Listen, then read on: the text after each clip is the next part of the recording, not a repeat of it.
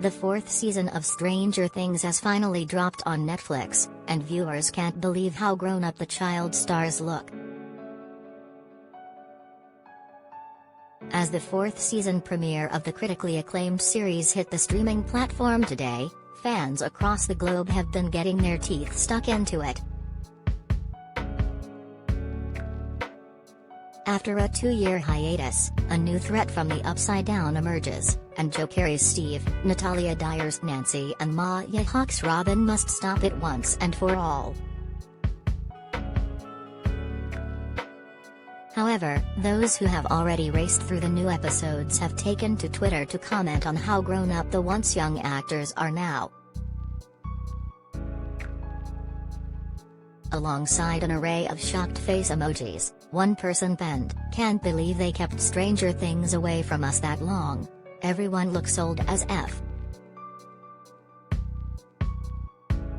Echoing their comments, someone else said, "Why do all of the high school kids look so old? They really tried to make it feel like the 80s as much as possible." While a third remarked, "Well, that was a mind-blowing few episodes. On another note, they all look so grown up now." The fourth season of Stranger Things will be broken up into 2 different parts. Therefore, there will be 2 different premiere dates, a separate date for each part. The 2-parter of Season 4 will not be the end of the story for fans. However, it looks as if the adventures of the cast will come to an end after the 5th season.